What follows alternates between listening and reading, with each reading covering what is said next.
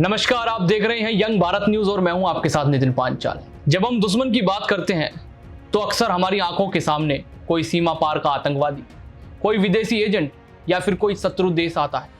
यह एक स्वाभाविक धारणा है क्योंकि बाहरी खतरे हमें सीधे तौर पर दिखाई देते हैं। लेकिन भारतीय इतिहास इस बात का गवाह है कि भारत पर सबसे गहरे जख्म अक्सर बाहर से नहीं बल्कि अंदर से आए हैं। यह वह दुश्मन है जो हमारी भाषा बोलता है, हमारे संविधान का हवाला देता है, हमारे ही बच्चों को अपना बना लेता है और फिर उन्हें हथियार और नफरत की राह पर भेज देता है। इस शत्रु का नाम है वामपंथी, उग्रवाद, नक्सलवाद, माओवाद। यह एक ऐसी विचारधारा है जिसने भारत के हजारों बेगुनाहों की जान ली, अनगिनत परिवारों को तबाह किया है और देश के विकास की गति को धीमा किया है। लेकिन क्या यह हैरानी की बात नहीं है कि इस हिंसक आंदोलन को अक्सर शहीदों की तरह महिमा मंडित किया जाए? क्या आपने कभी सोचा है कि एक IIMC का गोल्ड मेडलिस्ट, एक पढ़ा लिखा नौजवान अचानक AK-47 लेकर जंगल में क्यों चला गया? यह कोई साधारण पर्सन नहीं है बल्कि एक जटिल सामाजिक और वैचारिक पहेली है जिसे समझना बेहद आवश्यक है। यह कहानी है साकेत राजन की, एक ऐसा इंसान जो कभी पत्रकार बनना चाहता था लेकिन बन गया भारत के लोकतंत्र का गद्दार। साकेत राजन IIMC दिल्ली का छात्र था, एक शानदार लेखक, एक प्रखर बुद्धिजीवी। यह कल्पना करना भी कठिन है कि एक विद्यार्थी जिसने कभी सच्चाई और जनसंचार की पढ़ाई की हो, धीरे धीरे एक कट्टर माओवादी आतंकवादी कैसे बन गया। IIMC में उसकी मुलाकात हुई एक और कॉमरेड से, चेरुकुरी राजकुमार, जो पहले से ही आंध्र प्रदेश के माओवादियों से जुड़ा हुआ था। बस यहीं से शुरू हुआ एक दिमागी जहर बढ़ने का सिलसिला जिसे हम कहते हैं ब्रेन वॉश। राजकुमार के संपर्क में आने के बाद साकेत राजन को माओवादी विचारधारा का गहरा इंजेक्शन लगा। उसने अपनी पढ़ाई और पत्रकारिता के सपनों को त्याग कर क्रांति के नाम पर युवाओं को नक्सली विचारधारा से जोड़ने का काम शुरू किया। यूनिवर्सिटी से यूनिवर्सिटी घूमकर उसने कई युवाओं को गुमराह किया और उन्हें इस हिंसक आंदोलन का हिस्सा बनाया। उसे माओवादी खेमे में कई नामों से पुकारा गया, कॉमरेड प्रेम, पांडु, मास्टर। ये सब उसी के नाम थे जो उसके बढ़ते प्रभाव और भूमिका को दर्शाते थे।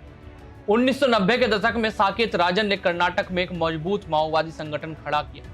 वह था पीपल्स वार ग्रुप, बल्कि एक सुनियोजित प्रयास था जिसके तहत उसने कर्नाटक के जंगलों में किडनैपिंग, हत्या, लूट और जबरन वसूली जैसी आपराधिक गतिविधियों की योजनाएं खुद बनाई और उन्हें अंजाम दिया। उसका नेटवर्क इतना मजबूत हो गया कि वह राज्य की सुरक्षा एजेंसियों के लिए खिलाफ एक बड़ी चुनौती बन गया। उसके नेतृत्व में माओवादी हिंसा ने कर्नाटक के कई क्षेत्रों को प्रभावित किया। 2005 में जब साकेत राजन पुलिस मुठभेड़ में मारा गया तो माओवादी संगठनों में मातम छा गया। यह दर्शाता है कि वह उनके लिए कितना महत्वपूर्ण व्यक्ति था। लेकिन इससे भी अधिक आश्चर्यजनक बात यह है कि कई वामपंथी लेखक और बुद्धिजीवी उसकी मौत को शहादत बता रहे हैं। यह एक ऐसा विरोधाभास है जिसने समझना मुश्किल है। जो व्यक्ति देश के खिलाफ हथियार उठाए हुए था उसे शहीद का दर्जा दिया जा रहा था। जब पुलिस ने उसके शरीर को जंगल से लाकर अंतिम संस्कार किया तो कई संगठनों ने खुलकर मांग की, हमें उसका शव दो, हम क्रांतिकारी सम्मान देंगे। यह मांग अपने आप में एक विचारधारा की विकृत मानसिकता को दर्शाती है। साकेत राजन के महिमा मंडन में कई प्रमुख वामपंथी आवाजें शामिल थी।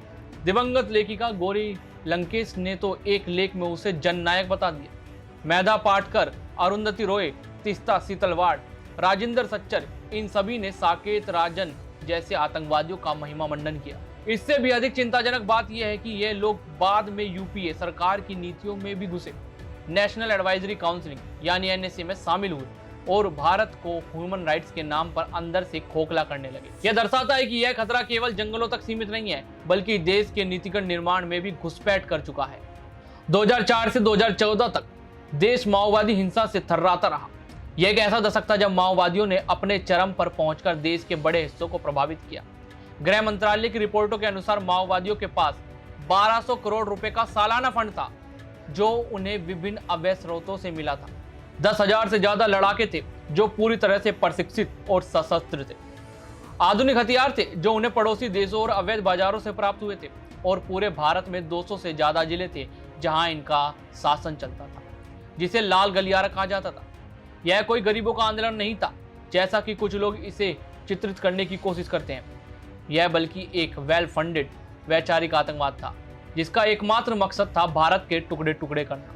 उनका उद्देश्य सामाजिक न्याय नहीं बल्कि राज्य के खिलाफ युद्ध छेड़ना और भारत की लोकतांत्रिक व्यवस्था को अस्थिर करना था। माओवादी विचारधारा की सबसे चिंताजनक बात यह है कि इसने देश के प्रतिष्ठित शिक्षण संस्थानों में अपनी जड़ें जमा ली थी।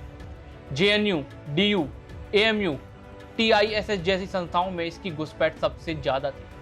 प्रोफेसर, एक्टिविस्ट, लेखक सब मिलकर विद्यार्थियों को गुमराह करते थे।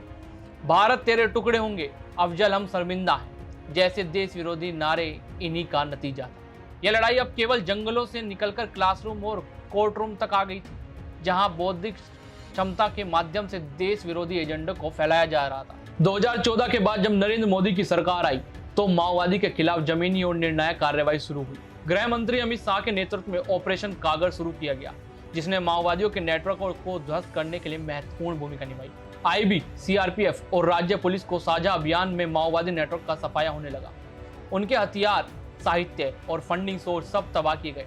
पिछले 10 साल में माओवादी हमलों में 70% से अधिक गिरावट आई है, जो सरकार की मजबूत इच्छा शक्ति और समन्वित प्रयासों का परिणाम है। लेकिन क्या खतरा खत्म हो गया? शायद नहीं, क्योंकि विचारधारा खत्म करना बंदूक से नहीं होता, विचारधारा को विचारों से हराना पड़ता है। आज भी हमारे समाज में वामपंथी चेहरे, एनजीओ, पत्रकारों और शिक्षाविदों के रूप में वही सोच जिंदा है जो साकेत राजन के भीतर भरी हुई थी। यह सोच जो भारत के मूल सिद्धांतों के खिलाफ है, अभी भी विभिन्न रूपों में सक्रिय है।